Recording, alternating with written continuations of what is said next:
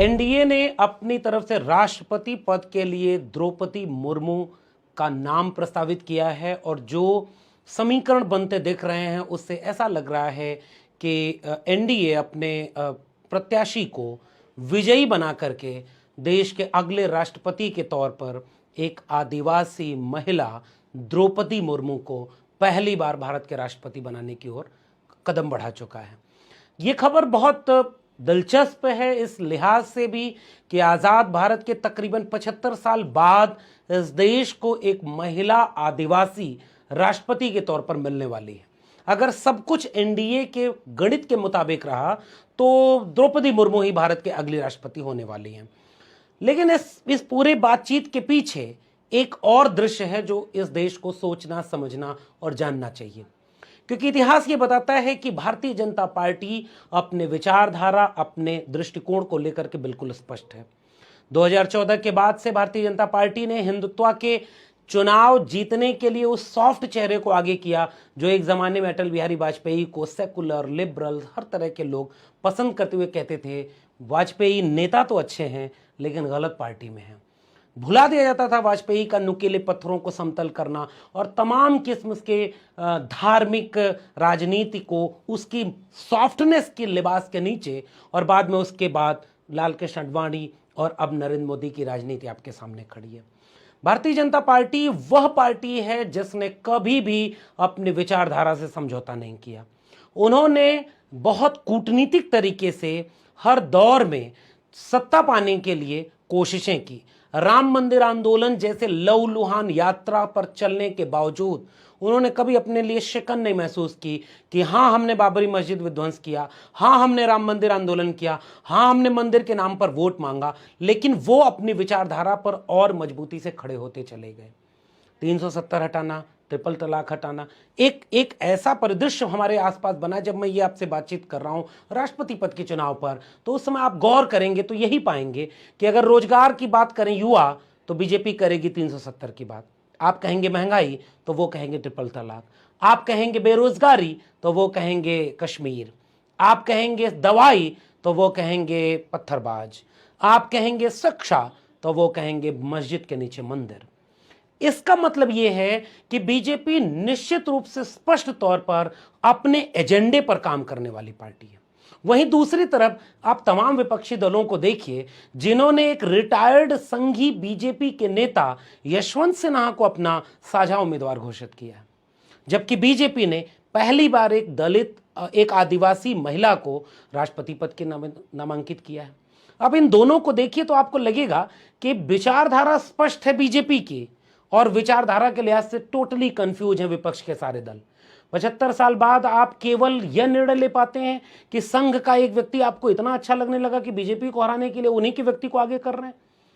आप ऐसे भी किसी व्यक्ति को आगे कर सकते थे जिससे कि आपका नयापन दिखता, कांग्रेस का दिखता कि वो अपनी गलतियों से सीख रही है। तमाम वामपंथी, सेकुलर, लिबरल, प्रोग्रेसिव लोग यह साझा उम्मीदवार ऐसा चुनते जिससे कम से कम अपना चेहरा तो बचा सकते, लेकिन यह बहुत नुकसानदायक और घातक काम किया गया है।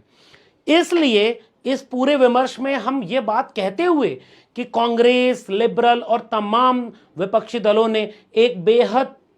आपत्तिजनक कैंडिडेट का चुनाव किया है, लेकिन इस बात से, कांग्रेस की कमियां गिनाने से, विपक्षी दलों के नाकारापन के गिनाने से बीजेपी का काम बहुत अच्छा नहीं हो सकता है। आखिरी टिप्पणी मेरी इस बात पर यह है कि विपक्ष नाकारा है यह हम भी कहते हैं, ऐसे सत्ता पक्ष की खूबियां गिनाना हम शुरू नहीं कर देंगे। अब आखिरी बात यह कि दलित राष्ट्रपति बनाया रामनाथ कोविंद को, प्रचार किया गया, बीजेपी का राष्ट्रीय अध्यक्ष प्रेस कॉन्फ्रेंस करके घोषणा करता है कि हमने एक दलित को राष्ट्रपति बना दिया है, और उसी राष्ट्रपति के रहते हाथरस कांड हुआ, उसी राष्ट्रपति के रहते दलितों पर अत्याचार बढ़ते गए, मूछ रखने पर जितेंद्र मेघवाल को मारा गया, उत्तराखंड में सुनीता देवी को के हाथ से खाना खाने से इनकार कर दिया गया, दलितों का आरक्षण खत्म किया गया, दलितों पर अन्याय अत्याचार बढ़ते चले गए, कभी राष्ट्रपति ने एक लफ्ज भी नहीं बोला। यानी उस राष्ट्रपति पद पर बैठे एक बड़े व्यक्ति का दलित होना दलित समाज के साझा हितों के लिए कोई मायने नहीं रखता है। उन्होंने खामोशी से, बेहद शालीनता से वह काम किया जो आरएसएस और बीजेपी चाहती रही है। क्या द्रौपदी मुर्मू जल जंगल जमीन की लड़ाई आदिवासियों की है उस पर कोई स्टैंड ले पाएंगी? क्या द्रौपदी मुर्मू जी कोई भविष्य में ऐसा कदम उठा पाएंगी कि यह जो पहली आदिवासी महिला होने का एक श्रेय उन्हें मिलने वाला है, यह उस समूह के, आदिवासी समाज के संस्कृति और वजूद के चल रहे संघर्षों, हसदेव बस्तर बकसवा के जंगलों में शहीद होते, मारे जा रहे और लड़ रहे आदिवासियों के लिए कोई सुकून लेकर आने वाला है? क्या आदिवासी जो हिंदू संस्कृति के भीतर, वर्ण व्यवस्था के भीतर अपनी पहचान के लिए लड़ रहे हैं, अपनी सांस्कृतिक वजूद के लिए लड़ रहे हैं, क्या संघ और बीजेपी के द्वारा चुनकर आने के बावजूद द्रौपदी मुर्मू जी कोई एक हस्ताक्षर उस पन्ने पर कर सकती हैं जिससे आदिवासियों के सामूहिक हित उनको पूरे हो सके? ये कुछ ऐसे प्रश्न हैं जिन पर आने वाले वक्त में विचार होगा कि द्रौपदी मुर्मू जी का राष्ट्रपति बनाया जाना, पहली महिला आदिवासी को राष्ट्रपति बनाया जाना, क्या केवल एक ऐसी रबर स्टाम्प की मोहर बन जाना है जैसे रामनाथ कोविंद दलितों के लिए थे, जैसे नरेंद्र मोदी ओबीसी हैं, जैसे तमाम 27 कैबिनेट के मंत्री ओबीसी, 12 कैबिनेट के मंत्री केंद्र में दलित, फिर भी दलितों, पिछड़ों, आदिवासियों के आरक्षण खत्म किए जा रहे हैं, उनकी सरकारी शिक्षा बेची जा रही है, उनकी सरकारी नौकरी बेची जा रही है, उनके लोगों पर अत्याचार हो रहा है, लेकिन ये सारे नेता प्रतिनिधि कुछ नहीं करते। यानी एक ऐसे रबर स्टाम्प को आगे रख दिया गया है जिनका चेहरा दिखाकर आपको कहा जाएगा कि हम कर तो रहे सामाजिक न्याय, हमने दिया तो मौका 75 साल में पहली बार, लेकिन काम आरएसएस के एजेंडे पर होगा। वो जो जल जंगल जमीन है जिसे अंबानी और रानी को बेचा जाना है, शायद एक दलित राष्ट्रपति को, एक आदिवासी राष्ट्रपति को आगे करके वो काम बहुत खामोशी से और बहुत चुपचाप कर न लिया जाए। ये कुछ हमारे खतरे हैं। उम्मीद करते हैं और ये कामना है हमारी कि द्रौपदी मुर्मू जी, जिनका झारखंड का राज्यपाल रहते हुए रिकॉर्ड कोई बहुत शानदार नहीं है, लेकिन शायद के.आर. नारायणन की तरह कोई ऐसा कदम तो उठाएं, कोई ऐसी फाइल तो लौटाएं, कोई ऐसी दस्तखत तो करें जैसे लगे कि अगर आपने पहली महिला आदिवासी को चुना है तो उसने अपनी रीढ़ पर खड़े होकर के आदिवासियों के पक्ष के लिए कोई काम किया है। वरना तमाम राज्यों के चुनावों में आदिवासियों की जल जंगल जमीन बेचने, आदिवासियों की संपदा बेचने, आदिवासियों के ऊपर अत्याचार दमन करने और आदिवासियों का वोट लेने की राजनीति बीजेपी की सफल हो जाएगी।